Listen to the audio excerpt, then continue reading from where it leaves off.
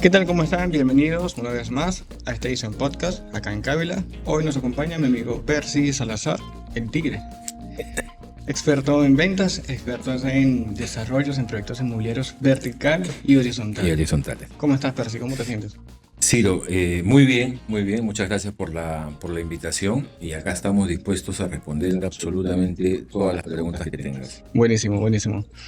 Percy, mira, de lo primero que quisiéramos que nos comentes un poco vamos a ir al grano, ¿no? ¿Cómo reconocer una verdadera oportunidad o un proyecto que sea seguro, que realmente sea seguro? Porque el proyecto, y disculpa que te interrumpa antes que respondas, hay un montón. Y ahorita está bastante popular el tema de los lotizar. Entonces, ¿qué tips le puedes dar a las personas en general como para reconocer esos proyectos que sean serios? Hay mucha oferta de proyectos inmobiliarios horizontales, las famosas lotizaciones, o mejor conocidas como lotizaciones, y lo que pasa es que no todas funcionan. Eso es lo primero que hay que comenzar a cuestionarse, ¿de acuerdo? Yo lo que recomiendo es ir por el lado de la formalidad, ¿ya? Incluso a mí me ha pasado, ya te contaré si tenemos tiempo, una anécdota más adelante con una lotización en Chiclayo. Lo que hay que buscar es que el proyecto tenga habilitación urbana de preferencia. Si un proyecto tiene habilitación urbana, te estás ahorrando muchísimos problemas, ¿de acuerdo? Porque quiere decir que la municipalidad ya revisó el proyecto y ha revisado todos los lados del proyecto y ya le ha dado habilitación urbana, con lo cual no necesitas ni siquiera, digamos, que pasarlo tú por un abogado, porque ya tiene esa parte aprobada. Y luego, para que la municipalidad te apruebe, el proyecto también tiene, digamos, factibilidades ya revisadas, por lo menos, ¿no? Factibilidad de agua, factibilidad de luz, factibilidad de desagüe, el famoso CIRAS, de repente mecánica de suelos, o sea, todas las factibilidades que un proyecto debe tener para saber que vas a poder construir ahí, ¿no? Porque a veces nos venden arenales, ¿no? Y no puedes construir una casa de 2 pisos y tienes el riesgo de que una se te vaya moviendo inclusive, ¿no? Porque la tierra no es No es la no es propia. la adecuada, ¿no? Entonces hay que revisar muchas cosas, Evidentemente la parte legal, cuando hablas de una lotización que no tiene habilitación urbana, yo creo que se tiene que meter profundamente a revisar la parte legal del proyecto, y estoy hablando de la propiedad de la tierra, de la propiedad de la tierra. A mí me ha pasado que, aún revisando 4 compraventas, que pensamos que ya el proyecto estaba limpio, resulta que el proyecto la tierra esta la habían vendido 9 veces para tratar de limpiarla. Y al final, nos terminamos complicando, ¿no?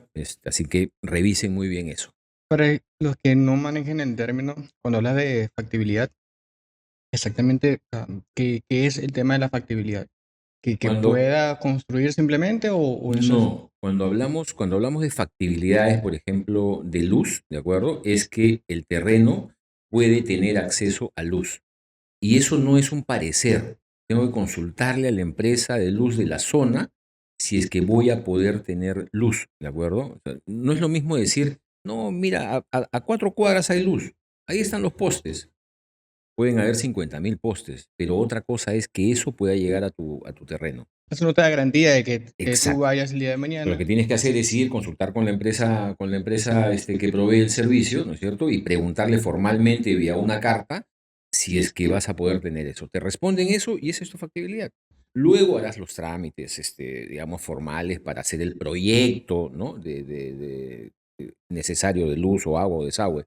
Pero primero haces las consultas pertinentes, ¿de acuerdo? Cuando tienes eso, sabes que puedes meterte en un proyecto de esa magnitud, sea que lo vas a ver como comercializador, digamos, como vendedor del proyecto, o sea que te interese el terreno Como para que para tú hagas invertir. desarrollo, ¿de Claro. acuerdo? O sea, con mayor razón todavía, ¿no? Se tienes que tomar esas seguridades de todas maneras, de todas maneras. Eso en el caso de lotes. Ahora, del otro lado, y voy a hacer una anécdota bien cortita. En una ocasión me topé con una propiedad, un departamento, que ya estaba todo el edificio vendido, pero nunca les entregaron su título. No No hubo independizaron nunca. indemnización. simplemente vendieron y se desaparecieron.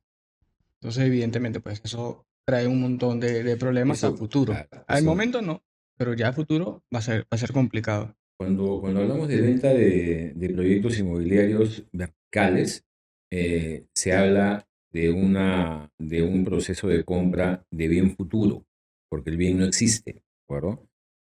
Y claro, ahí hay que tener algunos reparos también. Al igual que en una habilitación urbana, en una lotización, tú debes tener, digamos, en un proyecto vertical, la autorización de la municipalidad, ¿ya?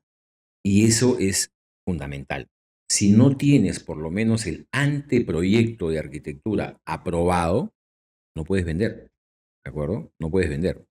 Ahora, eso sin pasar por alto el tema de la parte legal, ¿no es cierto? El terreno tiene que estar saneado, efectivamente la propiedad tiene que estar clara, de preferencia el terreno tiene que estar a nombre de la inmobiliaria, digamos, que está desarrollando el proyecto, etcétera, etcétera, ¿no? Pero lo fundamental es que para que alguien pueda vender un desarrollo vertical, tiene que haber por lo menos un anteproyecto aprobado por la municipalidad. Esto es el anteproyecto de arquitectura, básicamente, pero aprobado por la municipalidad. Luego desarrollas el resto de especialidades y ya se llama proyecto, el proyecto final, ¿cierto? Con todas las especialidades, que es un proceso, digamos, ¿no? En el proceso de venta, a los 3, a los 4, a los 5 meses, digamos, de iniciar el proceso de venta, de la famosa preventa, digamos, en un vertical, terminas teniendo el proyecto totalmente aprobado, ¿no? Que es arquitectura y todas las especialidades, eléctrico, sanitario, mecánicos, etcétera, ¿no? Todo el proyecto completo. Entonces, cuando esto está completo, te da buenas señales, ¿no? De que el proyecto está avanzando, ¿de acuerdo? Pero en el caso que tú me comentas, lo que debe haber pasado es que no ha habido conformidad de obra. O sea, la municipalidad nunca dio la conformidad de obra y si no hay conformidad de obra, no hay independización. Pues si no hay conformidad de obra es porque alguna dificultad tuvo en el proceso constructivo ese edificio, que hizo que la municipalidad no diera la conformidad de obra. ¿De acuerdo? Si no hay conformidad de obra, no hay independización. Es imposible que haya independización y eso es finalmente lo que ha pasado, ¿no? Eh, hay que tener cuidado con ese tipo de... Con eso. Pero sí, estamos hablando ahorita del tema de proyectos ya terminados, lo que te explicaba, ¿no? Pero en los casos de que, algo hipotético, es un proyecto que está netamente en plano, que es cuando la mayoría de los inversionistas aprovechan. Hay algunos puntos que tú dices, mira, esta sería una buena inversión o alguna recomendación, porque he escuchado de colegas que, mira, opinión, la mejor inversión sería un tema netamente comercial. O la mejor inversión sería, no sé, un departamento y Airbnb. O comprar para futuro vender. Desde tu experiencia, ¿tú consideras que una inversión para alguien que está relativamente comenzando, cuál sería como que un camino más corto, un camino más seguro, por así decirlo? Para mí, si es que además es la primera, además es la primera inversión, creo que la mejor recomendación va por una unidad pequeña, Ujú. un dormitorio, 25 o 30 metros cuadrados, Sí, es para invertir. si es para invertir, evidentemente, ¿no? Y que vas a poder poner en Airbnb en cualquier momento. Ahora, para que una unidad pequeña funcione como Airbnb, hay que ver la ubicación del proyecto también, ¿no? Sí. Si me dices Miraflores, dalo por descontado, va a funcionar perfectamente, ¿no? Pero si me dices, no sé, Caraballo, lo pensaría, ¿no? San Juan del Urigancho, lo pensaría. No vas a tener, en el caso de Airbnb, ¿cierto? Un departamento y un dormitorio se puede alquilar, digamos, en cualquier momento por un año completo, lo usual, digamos, ¿no? Pero si es para Airbnb, lo que hay que ver es que sea un distrito muy comercial, tipo Miraflores, Miraflores Barranco, digamos, son las estrellas en el Airbnb, ¿no? Eso tienes una inversión garantizada ahí, ¿ya? Pero si no, te vas por el tema de alquilarlo, digamos, por un año completo, donde también puedes garantizar la inversión sin ningún problema, ¿no? Pero una unidad pequeña que te da un ticket pequeño, ¿no? Que puede ser manejable para una primera inversión. Eso para mí es lo más recomendable. Luego, irte a comercial, necesitas de un inversionista con un poco más de experiencia ya, ¿no? O sea, yo no recomiendo que de buenas a primeras te metas a comprar cosas del lado comercial porque necesitas analizar otro tipo de cosas. Es un análisis un poco más financiero, ya mucho más técnico, digamos, que el otro, ¿no? Claro, Entonces, si es primera inversión, Airbnb, unidad pequeña, de ticket acuerdo. bajo, en un distrito de alto rendimiento, digamos, como Miraflores. San Miguel está también punteando por ese lado de los Airbnb. Toda la zona del Malecón, digamos, está muy bien prospectada para eso. Así que oportunidades hay, opciones hay, Y ¿no? preguntar, ¿no? Siempre es bueno preguntar, conocidos o personas que de repente Que estén estén en cerca, el ¿no? Claro, negocio y que te puedan dar mejores luces de ello también, por supuesto. Preguntar porque estas condiciones, siempre es bueno. lo que yo he visto es que estas condiciones son cambiantes. Si bien es Sí, cierto, claro, es cierto, sí. por un momento puntual, algo es, mira, aprovecho ahorita, puede ser que esas condiciones cambien Ahorita, por ejemplo, ya cambiaron a nivel de reglamentación, ¿no? Ya en Miraflores, los proyectos BIS no se van a poder desarrollar, ¿no? Eso hace que proyectos completos de unidades pequeñas ya no van a haber en Miraflores, ¿no? Y Miraflores tiene una reglamentación, bien, bien marcada respecto, digamos, a los metros cuadrados en función del número de habitaciones, ¿no? Si no me falla la memoria, si en tu proyecto tienes un departamento de un dormitorio, ese departamento de un dormitorio en Miraflores no debe tener menos de 50 metros cuadrados, si no me falla la memoria. Puedo estar equivocado, ¿de acuerdo? Pero un departamento de 50 metros cuadrados, para vender es más complicado, ¿ah? Entonces sí hay que tener cuidado con eso. Lo que está funcionando perfectamente bien son 30 metros cuadrados, 35 metros cuadrados como mucho, ¿no? Pero para Airbnb menos inclusive, ¿no? Porque claro, es muy, muy temporal, ¿no? Estamos hablando de un día, de 2 días, de 3 días máximo de alquiler, ¿no? claro, Entonces la gente lo usa para ir a dormir, básicamente. sí. Y apartándonos un poco del tema de la inversión, quería tocar contigo un tema que a pesar de que concuerdo, sé que hay un montón de amistades y colegas que no tanto, que es lo que comentábamos antes de comenzar, que es lo de vender la mente y no la gente. Esa, digamos que esa manera de ver la venta como que algo parametrado, calculado, paso uno, paso dos, Súper paso tres. racional, ¿no? O Exacto. sea, Jürgen en su libro, nos da el mensaje, incluso en el título, que deberíamos enfocarnos en venderle al cerebro racional, ¿no? Al neocórtex, al racional. Y ya está suficientemente probado de que el impulso de compra no es racional. El impulso de compra es emocional, ¿ya? Pero claro, la compra no termina con el impulso de compra, ¿de acuerdo? Pero sí lo que te está diciendo es que tú tienes que ser emocional. Todos somos seres emocionales. El problema es ser muy emocional, ¿de acuerdo? Los problemas surgen cuando nos vamos a los extremos, por cualquier lado y en cualquier situación. Si es que nosotros exageramos, digamos, el concepto de emocionar a un prospecto, estamos cometiendo un error porque inmediatamente después de esa emoción viene el miedo, ¿de acuerdo? Y si hay miedo, ya se retrae la compra. Entonces, tiene un punto, digamos, adecuado a la emoción.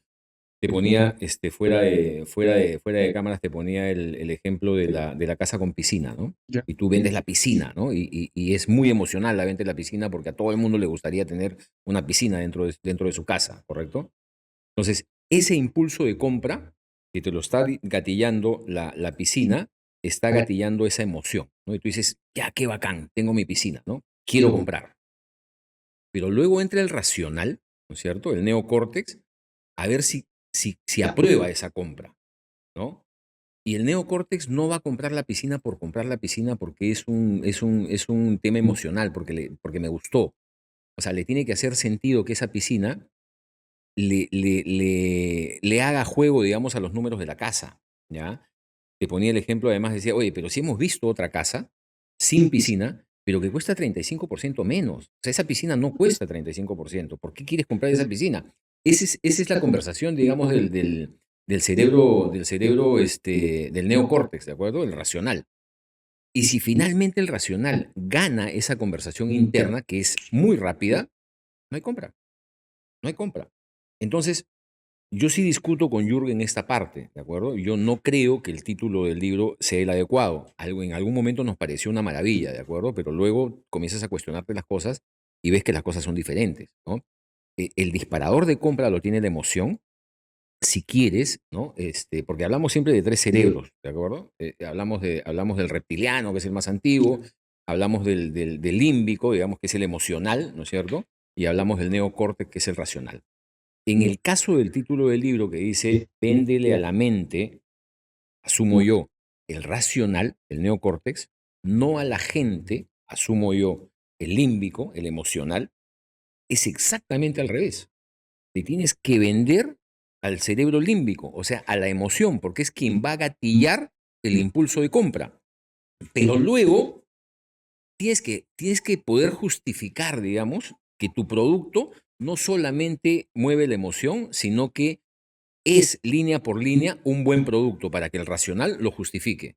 Por eso es que a mí me gusta decir, el corazón compra, el cerebro justifica, que creo que es mucho más puntual, mucho más preciso, digamos, para la idea que en algún momento quiso transmitir Jürgen con su libro, ¿no? Es eso, para mí es el corazón compra, pero el cerebro justifica. Y si el cerebro no justifica, pues no hay compra. Creo que es más exacto. Y esto es válido incluso para inversiones, por ejemplo, una persona que sea un inversionista o que esté acostumbrada a pasar por este proceso de compra-venta, que también es válido esto de generarles emociones para la Claro. compra, o esto Sí, aplica simplemente para... por supuesto que sí. Yo cuando doy algunas charlas y hablo del trabajo del agente inmobiliario, por ejemplo, a mí siempre me gusta poner este ejemplo, ¿no? El agente inmobiliario cree que lo que tiene que enseñar son ambientes, ¿no? Para una persona que no sabe mirar, ¿no? Porque lo que hace es acompañar a su prospecto, pues no es cliente, no te ha comprado todavía, es un prospecto, y decirle, esta es la sala, este es el comedor, mire aquí está la cocina, mire qué bonito baño, y estos son los... Es un mostrador, es un enseñador de metros cuadrados, ¿de acuerdo? Que creo que no estamos aprovechando nuestras habilidades como deberían ser, ¿no? Y insisto, yo siempre pongo este ejemplo. Imagínate, en lugar de decirle, esta es la cocina, tú podrías decirle a tu prospecto, eh, señora María, imagínese lo que podría ser un domingo en esta cocina, con sus dos hijas ayudándole a hornear una torta, un queque, y con la harina por acá, y su esposo preparando café recién pasado. Huela el café. Imagínese esa escena. ¿No sería fantástico? Que es absolutamente distinto a decirle, esta es la cocina, ¿no es cierto? bien, Entonces, en la historia lo que estás haciendo es venderle una emoción. Lo que te va a comprar es esa emoción, porque lo que va a querer es que llegue el pinche domingo para hornear el queque con sus dos hijas y que su esposo prepare el café. Eso es lo que le vas a vender, no la cocina, no los metros cuadrados. O sea, con esto te estoy justificando además lo anterior. O sea, la emoción es lo que dispara el gatillador de compra, el impulso de compra. Luego, esa cocina tiene que condecirse con el resto de la propiedad, con el precio, con la ubicación, ¿no? Etcétera, etcétera. Y el racional aprueba la compra y firmamos. Entonces, vuelvo a lo mismo. El corazón compra, el cerebro justifica. supongo que debe tener un conocimiento o el suficiente conocimiento para entender a perfecto, ¿no? O sea, tú tendrías que tener, mira, un seguimiento Esa es otra cosa. básico. Esa es otra cosa que no hacemos, ¿no? Yo siempre digo que el teléfono no está hecho solamente para saludar y para pedir una cita. El teléfono está hecho para avanzar en el proceso de compra. Porque no es que en la primera llamada el cliente me contesta. Solamente el 35% de leads contestan en la primera llamada. Más o menos. Entre el 20 y el 35%. ¿De acuerdo? Y cuando te contestan, ese 35%, la mitad te dice, mándame la información, hasta el 60% te dice, mándame la información por WhatsApp y no te da ninguna oportunidad de conversar. Pero tienes el otro grupito que sí te da oportunidad de conversar. Y cuando tienes oportunidad de conversar, tienes más argumentos que solamente decirle, ¿le parece si visitamos la propiedad mañana? O sea, tú le podrías preguntar desde dónde lo llama, o sea, cómo está compuesta su familia, ¿le interesó realmente los 3 dormitorios del anuncio o podrían ser 2, ¿no? Pregunta cómo está compuesta su familia, porque de repente es ella y su esposo y una niña, ¿no? Entonces, de repente 2 dormitorios sí te acomoda. Claro, todo el mundo quiere vivir en 3 dormitorios, el tema es que lo puedas pagar. Entonces, haz más preguntas para que puedas tener información que luego, créeme, va a ser absolutamente relevante en el momento del cierre, porque vas a usar esos argumentos. Claro. Entonces, pregunta. El negocio de las ventas es un negocio de preguntar. Y en los casos donde se sienten de cierto modo intimidados por preguntar, o sea, o ciertas preguntas delicadas o que se pueden considerar incómodas, simplemente, Dime cuál. La más delicada que yo me he encontrado en el camino, en este camino de ventas, además de distintos rubros, es preguntarle a una persona cuánto gana. Y claro, es muy atrevido preguntarle a una persona cuánto gana y probablemente la gente no te diga cuánto gana.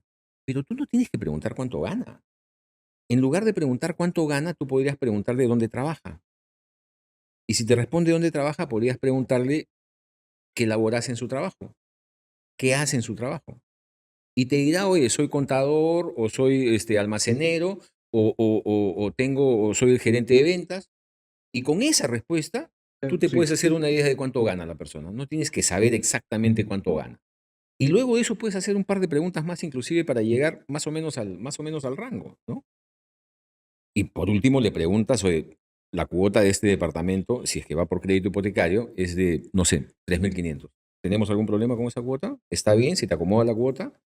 O de repente un dormitorio es más perdón, un 2 dormitorios es más manejable. Y te lo va a comentar, porque no estás hablando de su sueldo, estás hablando de su capacidad de pago. Es otra cosa absolutamente distinta. Porque además una persona puede ganar 10.000 soles o 10.000 dólares si quieres y no tener ninguna capacidad de pago. claro, puede estar. Porque el 80% de su renta está ya empeñada. Entonces es distinto, ¿no? Hay muchas formas por donde entrarle. Entonces no tienes que hacer una pregunta incómoda. Tienes que simplemente darle un par de vueltas para ver cuál es la pregunta más adecuada para enterarte de cualquier otra situación, ¿no? Siempre hay alternativas, o sea, te lo comentaba Sí. porque en los últimos meses se ha visto, digamos que un indicativo que va en crecimiento a estafas por teléfono, tipo de cosas. Entonces, evidentemente, eso es lo que del otro lado, de o sea, las personas de a pie, lo que están haciendo es confiar menos en el otro. O sea, si alguien me llama y me empieza a entrevistar, me empieza a hacer algunas Mm. preguntas, porque yo tendría Sí, que es responder. verdad. Es verdad. O Entonces, sea, pero ahí lo que yo digo, Ciro, es, claro, no vamos a entrar, digamos, de buenas a primeras a hacer un preguntado diga, ¿no? Como si estuviéramos en la comisaría, digamos, y nos estuvieran leyendo un nuestros interrogatorio. derechos, ¿no? No, un interrogatorio no es, ¿no? Pero lo primero que hay que hacer es generar confianza. Porque, claro, ¿por qué te tendría que responder una sola pregunta una persona que no te conoce?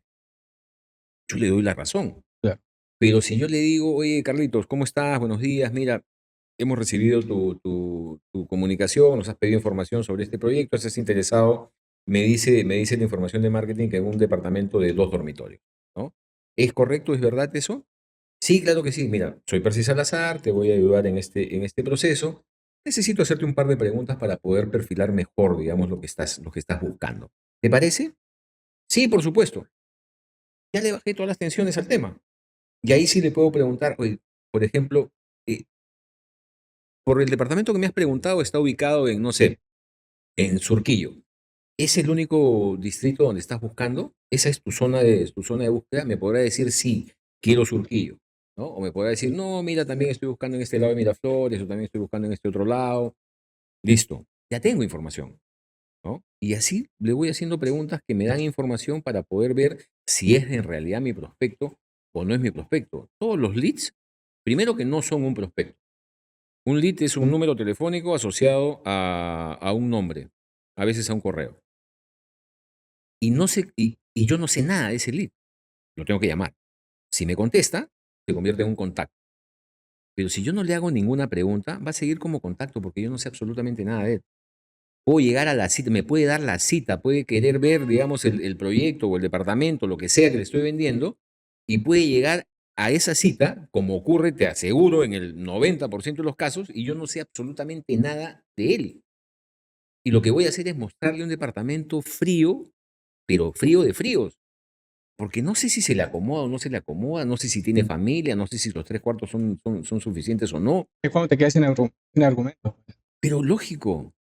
Entonces este negocio es de preguntar y hay que preguntar antes de ir a la cita, para que ya en la cita puedas argumentar cosas más concretas, como el ejemplo de la cocina que te pongo. Yo ya me enteré que la señora es casada, que tiene su esposo, que le gusta el café probablemente, ¿no? Y que tiene 2 hijas. Entonces, ya tengo información como para tejer una historia y para hacerla soñar. De eso se trata, ¿no? Además, las hijas me van a servir como argumento al momento de cerrar, porque esta pareja está comprando el departamento no para ellos, lo está comprando para la comodidad y para el bienestar de su familia completa, pero sobre todo pensando en sus hijas, porque así somos los papás. Entonces, entérate pues de un par de cosas primero, ¿no? Antes de llevar a mostrar un departamento simplemente. Metros cuadrados, como digo yo, ¿no? Y por último, ni siquiera tenemos que enseñar metros cuadrados, deberíamos enseñar metros cúbicos, o sea, el espacio completo, ¿no? Más todavía. Pero una consulta acá. Esto sí es algo que se me ocurre. Un agente a la hora de trabajar con un proyecto, ¿qué debería tener en cuenta para llegar a un acuerdo que sea lógico y justo? Teniendo en cuenta que puede ser que simplemente no se beneficie ninguna de las dos partes. Es decir, puede ser que lo que puede ofrecer la gente a la constructora o al desarrollador no le sirva, o las condiciones del desarrollador no le sean interesantes para la gente. Pero en un tema en que los dos pudieran llegar a un común acuerdo, ¿cuáles serían como que los puntos clave? Mira, ¿sabes qué? Yo necesito esto y esto, o eso se puede, o todo es negociable, todo se puede negociar. En principio, yo soy de las personas que creen que todo se puede negociar. La segunda cosa que hay que decir es que las personas no tienen lo que merecen, sino que las personas tienen lo que negocian, Ok, lo que aprenden a negociar finalmente. Entonces, en negocios hay que negociar, ¿no? Nadie te va a regalar absolutamente nada. En este negocio, si el desarrollador se puede ahorrar 1% de comisión, o sea, de tu comisión, créeme que se la va a ahorrar. Se la va a ahorrar. Y ni siquiera está pensando si es que esa comisión que está ofreciendo pagar va a ser suficiente para que el agente inmobiliario tenga éxito, que es lo mismo que él tenga éxito en ventas, porque ni siquiera se pone en ese lado. Solamente se pone en el lado de que se va a ahorrar 1% de comisión. Y sé que está mal, ¿de acuerdo? Y sé que hay muchos desarrolladores con los que cuando converso con ellos, les digo estas cosas, no les gustan, no les gustan. Pero yo prefiero tener las cosas claras desde el principio, ¿no? Y prefiero no trabajar con gente, con desarrolladores que no entienden que este negocio es ganar, ganar. No es que ellos tienen que ganar todo y nosotros que vendemos no ganamos nada. No funciona así, ¿ya? Dicho esto, lo que hay que distinguir desde el trabajo de un agente inmobiliario es que el agente inmobiliario normalmente, cuando opera como agente inmobiliario, se carga todos los costos, ¿de acuerdo? Y estoy hablando del costo del letrero, estoy hablando del costo de las visitas, estoy hablando del publicidad. costo de la publicidad y el marketing, estoy hablando de los costos de cierre, inclusive en algunos casos, estamos hablando de todos los costos, ¿ya? Pero lo más relevante, digamos, cuando hablamos de desarrollo inmobiliario, de vender desarrollos inmobiliarios, porque eso no es problema cuando hablas de vender una unidad, un departamento, ¿de acuerdo? No es mayor problema. Tienen sus portales donde tienen publicidad ciertamente contratada, incluso a veces por año, no hay problema. Cuando vas a vender una propiedad, no hay problema. Cuando estás hablando con un desarrollador, el desarrollador espera que le vendas 20 departamentos, ¿de acuerdo? Y eso cambia radicalmente la situación. Tú necesitas más o menos unos $1.500 en promedio de marketing digital, o sea, de pauta digital, para vender 1 o 2 unidades por mes, como mucho. Y el agente inmobiliario no debería comprometerse a eso, porque uno, no sabe que necesita esa plata para vender, ¿de acuerdo? Y el desarrollador tampoco. Pero como se está ahorrando una comisión con él, el desarrollador cierra con él. Ahora, hay muchos casos en el que el desarrollador no da la exclusiva, ¿de acuerdo? Si hablamos de horizontales, por ejemplo, no te dan exclusiva. Ninguna habilitación urbana o lotización te dan exclusiva. El agente inmobiliario es un vendedor más de 50 o 100 que están vendiendo ese proyecto, ¿ya?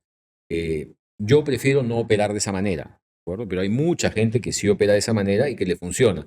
Si tienes un equipo consolidado, un equipo de ventas bien construido, esa es una buena forma de operar, ¿de acuerdo?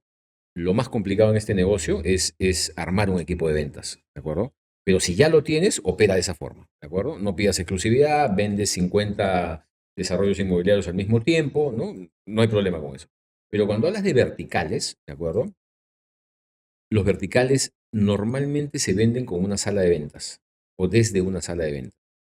Si el desarrollador no tiene un equipo in-house, ¿de acuerdo? Va a tener que contratar un externo, que puede ser una persona como yo, digamos, porque yo vendo desarrollos verticales y tomo la sala de ventas. O si es que no es un desarrollador, digamos, muy enterado, va a querer ahorrarse la comisión y contratar a un agente inmobiliario. O de repente dos o de repente tres que le vendan. Pagándoles 2,5%. En el mejor de los casos les van a pagar 3%. Pero todo el marketing recae sobre el agente inmobiliario. Y ya dije, el agente inmobiliario tiene que estar dispuesto a poner $1,500 mensuales para ver si cierra una o dos ventas. Y esto, insisto, no es lo mismo vender un bien futuro que vender un bien terminado. No es lo mismo. Es absolutamente diferente. Necesitas desde otras herramientas para la venta, ¿de acuerdo? Y necesitas tener claro que el proceso de la venta es totalmente distinto, es totalmente diferente. ¿Ya? En paso 1, paso 2, paso 3, paso 4 podría ser lo mismo, pero lo que tienes que hacer en el proceso es diferente. ¿Ya? Acá no muestras una propiedad, acá tienes que enseñar un sueño, acá tienes que hacer imaginar a la persona el espacio donde va a vivir y cómo es que va a funcionar ese espacio. Entonces, te tienes que, digamos, soportar mucho, digamos, en imágenes, en videos, en renders, ¿no es cierto? Para que la gente vea cómo es que va a quedar el proyecto. Si no, es bien complicado. ¿Ah? Y aún así, hay que tener cierta experiencia para vender un vertical. Me ha pasado un amigo del rubro, que creo que sí lo conoces, en San Miguel tomó en exclusividad un proyecto, ¿de acuerdo? Y le pusieron una caseta, que no te miento, eran 4 paredes ¿cómo se llama esto? De triple A, Ok. de triple A, ¿de acuerdo? Él sentadito en 2 metros cuadrados con su casco, ¿no? Y el desarrollador pensaba, y pagándole, me parece que ni siquiera el 3%, me parece que era 2% lo que le pagaba. Él pensó que iba a ganar mucha plata con ese proyecto, ¿ah? El agente inmobiliario. Y el desarrollador pensó, uy, acá me estoy ahorrando un montón de plata. No vendió una unidad en 6 meses. Ni una, ni una, ¿de acuerdo? Porque esto funciona diferente. No había negociado marketing, no había negociado, por último, creo que ni siquiera la impresora de la sala de ventas, ni el teléfono de la sala de ventas. Todo tenía que ser sus recursos. Y las cosas no funcionan así. Funcionan totalmente distinto. Entonces sí hay que tener cierta experiencia, ¿no? Insisto, yo le enseño a agentes inmobiliarios a cómo tratar con estos clientes, ¿de acuerdo? Así que si tienen alguna duda, pásenme la voz y yo los ayudo, no hay ningún problema. Percy, en el caso del desarrollo horizontal, es válido cuanto más mejor, o sea, mientras más para el desarrollador. Para la persona que compró el terreno, lo lotizó, a él le conviene que sea popular, que todos los agentes lo manejen, o le conviene que un nicho, que dos, tres agentes de la zona lo manejen. ¿Cuál sería como que el camino más factible? Mira, las experiencias lamentablemente le han enseñado al desarrollador que mientras más personas ofrecen su proyecto, él tiene mayores probabilidades de vender, de vender sus lotes, ¿ya? Y esa es la experiencia que lamentablemente ha ocurrido, ¿ya? Lo normal sería que alguien tome el proyecto con exclusividad, como lo he hecho yo en algunas oportunidades, y ese alguien, ese broker, si quieres, ¿no? Porque funges como un master broker, abra el caño para todos, ¿ya? Pues, mi visión es la siguiente: el desarrollador no debería estar complicándose la existencia en administrar 50 agentes inmobiliarios o 50 vendedores o 100, ¿de acuerdo? y tiene que registrarlos a todos, y tiene que pactar comisiones con todos, y tiene que responder preguntas de todos, ¿no es cierto? Esa no es la chamba del desarrollador. La chamba del desarrollador es desarrollar. ¿Ah? Lo que deberían hacer es contratar a un master broker. Si no tienen, digamos, in-house un área comercial dentro de su inmobiliaria, debería subcontratar a un master broker que se encargue de hacerle toda la estrategia comercial. Y eso no quiere decir, digamos, que pidiendo la exclusividad, ¿no? Nadie más vaya a vender. Ocurre lo mismo conmigo, incluso en verticales. O sea, yo tengo la exclusividad de la sala de ventas, pero yo hablo con todos los agentes inmobiliarios que puedo para que vendan el proyecto. Y yo me encargo de administrar ese canal de venta, no el desarrollador. Entonces, en el caso de lotes, podría funcionar exactamente igual, ¿de acuerdo? El desarrollador conversa con el master broker, fija las condiciones con el master broker y el master broker se encarga de administrar todo el recurso de ventas, todo el canal completo. Agentes inmobiliarios independientes, brokers, asesores inmobiliarios, inmobiliarias independientes, con todos. Y así el desarrollador se libera de esa carga, digamos, que no es poca cosa, y se concentra en lo suyo, ¿no es Lo que cierto? tiene que hacer. En lo que tiene que hacer. Te lo preguntaba porque de hecho en estos días, por casualidad, tenía un amigo que hizo una llamada, me pasó al teléfono, una persona que estaba desarrollando, que estaba lotizando, y me dice, tengo un número que no era pequeño, honestamente no me acuerdo, pero son tantos agentes inmobiliarios, estamos trabajando y yo estoy pagando X cantidad de porcentaje. ¿Te quieres sumar? Y yo le decía, mira, te voy a ser sincero, a mí personalmente, yo no estoy interesado en este momento en trabajar este tipo de propiedades. Yo no estoy interesado. Lo que sí te recomiendo es no tengas tantos, porque el hecho de que tengas 100 no te van a multiplicar las personas que están interesadas, porque mira, tú tienes un producto y quienes están buscando ese producto es un número determinado de personas. Puede ser que todos estén interesados, pero quienes estén buscando y que puedan pagarlo es un número finito de personas. Claro, claro. Si tienes 5 vendedores, te vas a topar con los mismos, el mismo número de interesados. Que si tienes 100, lo único que estás haciendo es multiplicar los ojos que tienes que poner Desgastando. en todo, en revisar el informe de todos, si es que revisar el informe, revisar los informes de todos, qué es lo que han hecho, qué es lo que no han hecho, y después, ese es en el mejor de los casos, porque en el peor de los casos, cuando se venda, puede ser que te topes con la sorpresa de que, pero ese cliente a mí me llamó, me replicó una vez y yo lo saludé, entonces es mi cliente. No, pero es que yo le saqué la cita. No, pero es que yo le tomé una. Entonces te vas a enredar. Redúcelo, porque recuerda que el número era importante. Redúcelo a los que tú consideres que sean los mejores o a quienes tengan algún antecedente que ya hayan vendido en esa zona. Finalmente es eso, ¿no? O sea, en esto también funciona el Pareto. O sea, si tienes 100 vendedores independientes, te aseguro que el 20% son los efectivos, que siempre venden, y el otro 80% son aves de paso. Entonces, hay que seleccionar también, porque luego el administrar todo ese recurso es lo que te desgasta y te mata, ¿no? O sea, no es lo mismo administrar 100 que administrar 20, pues. Es distinto, ¿no? Porque además 20 son los que tienen los resultados.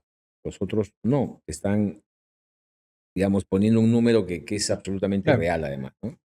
Y yo se lo decía de verdad, de, con buena intención, de corazón se lo decía. Creo que no le gustó por la reacción que tuvo en el teléfono. No les gusta.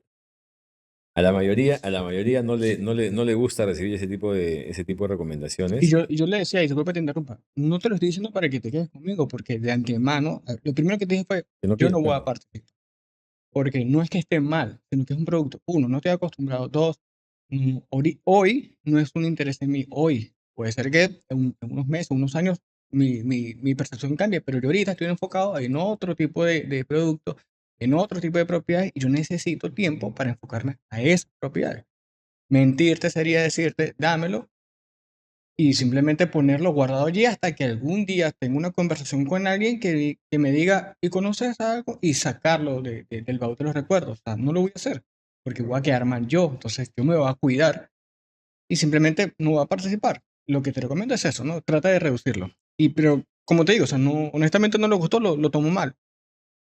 No me Ahora, extraña, no me extraña. con el tema de la exclusiva, y esto sí, lo voy a tomar con pinza, lo voy a rescatar. Mencionaste el tema de la exclusiva. La mayoría de las personas asumen que si yo soy propietario, te doy mi departamento en exclusiva, eres el único que lo puedes vender y te lo vas a quedar y simplemente Eso es, lo vas a vender tú con tu cliente y solamente contigo se va a vender. Yo lo veo diferente. Yo lo que veo para mí es un alivio porque simplemente tienes que entender con una sola persona. Claro, hay agentes y agentes. Hay personas que no, sí. lastimosamente es así. Pero lo ideal sería con el tema de la exclusividad. ¿Por qué? Porque por medio de esta persona se abre el mercado. Y es esta persona que lo va a administrar. De hecho, es una ventaja. Porque si tú tienes la exclusiva, tú le vas a garantizar al propietario sacar el mayor precio. Porque tú vas a defender tu comisión y vas a negociar a favor del propietario. En este lado hay una justificación fundamental, por lo menos que yo encuentro, para argumentarle a un propietario que debe dar la exclusiva. ¿Ah? Y es básicamente que él garantiza que el agente inmobiliario le ponga foco a su propiedad, ¿de acuerdo? Porque cuando no hay exclusiva, y yo esto, mira, esto lo digo siempre, pero en el buen sentido de la palabra, ¿ya? No quiero que se me malinterprete, porque además soy agente inmobiliario, ¿de acuerdo? Yo creo que los agentes inmobiliarios somos oportunistas, ¿de acuerdo? Porque estamos buscando la oportunidad, por eso digo en el mejor sentido de la palabra, estamos Claro. buscando la oportunidad, ¿de acuerdo? Entonces, cuando pasa que un propietario le da su propiedad a 3 agentes inmobiliarios distintos, he visto hasta 5, ¿de acuerdo? Ninguno de ellos le pone foco a su propiedad porque cada uno de ellos está pensando en que el otro lo puede vender. ¿Y para qué le va a meter plata a esa Claro. propiedad? Porque nadie sabe para quién trabaja. De repente yo le hago publicidad y la termina vendiendo el otro, ¿no es cierto? Eso es lo primero que ocurre. Y si tú le explicas esa figura al propietario, tal vez termine entendiéndolo, ¿no? Y esa va con esta segunda. Yo quiero la propiedad para meterle, yo quiero la exclusiva para meterle foco a su propiedad. Pero no se preocupe, yo no soy el único que la va a vender. Yo se la abro a todos los demás y yo comparto comisión con todos, no tengo ningún problema. Pero yo converso con usted, usted conversa conmigo, el resto conversa conmigo. Entonces, de esa manera, él tiene que entender que el foco se lo pones tú y que las oportunidades de los agentes inmobiliarios que buscan oportunidades las vas a copiar tú, ¿de acuerdo? De manera que no se van a perder oportunidades, ¿no? Que es lo que le preocupa al propietario. Pero yo creo que esa es una buena vuelta, ¿no? La primera, explicándole que nadie sabe para quién trabaja si es que no da la exclusiva. Y la segunda es, yo le pongo foco y yo voy a recoger todas esas oportunidades que están en el mercado. De esa manera justificas tu Claro, exclusiva. y teniendo en cuenta lo que te decía hace minutos, no se van a multiplicar los interesados en la propiedad. O sea, no por trabajar con 10 van a nacer de la Además, nada personas que quieren esa propiedad, que pueden pagarla y que las características se ajustan a lo que correcto. está buscando. O sea, no, Además, no van a ser más, sino que es un número finito. sí. Entonces, varias veces he visto, no, es que yo no doy exclusividad porque la quiero vender rápido, porque quiero que salga rápido la propiedad y es todo lo contrario. Exactamente, es lo contrario. Si no da la exclusividad, lo más probable es que la propiedad termine colgada más tiempo que con exclusividad. Por esa falta de interés está Exacto. dentro El dentro miedo, ¿no? Y es básicamente el miedo que cualquier agente inmobiliario, miedo legítimo además, dice, "Pucha, uy, no, yo no le voy a poner", y estás así, ¿no? Con la Sí, manito, no, con la manito es dinosaurio que no llega al bolsillo para sacar plata porque no, el otro la puede vender, ¿no? ¿Y qué pasa si me gana? Pucha, y no inviertes. En cambio, si hay exclusividad, sí te metes la mano al bolsillo, pones lo que tienes que poner, digamos, y compartes comisión con todos. se fue el tiempo súper rápido, Percy. No te creo. Tenemos que hacer una segunda parte. Encantado de la vida. Ya Conversación. has visto que, pucha, que esto fluye. O sea, a mí me encanta tanto hablar de ventas que la conversación fluye, como ves. Así que si quieres, nos sentamos en otro momento para una segunda parte. Encantado de la vida. Yo agradecido y honrado de que estés acá con nosotros. De verdad que sí. Hay una parte 2 porque hay varios temas que llegué a Hay faltar. muchísimo más por conversar, claro que sí. Así que nada, yo estoy acá dispuesto. Percy, tus redes. Bueno, ahí me pueden encontrar en Percy Salazar Oficial, @Percy Salazar Oficial. Estoy en Facebook, estoy en Instagram, que la verdad es que no lo uso mucho. En TikTok pueden encontrar bastantes videos, digamos, cortos que pueden ayudarlos con situaciones. Así que nada, nos vemos ahí en las redes sociales. Bueno, hasta la próxima vez. Hasta pronto. Chao.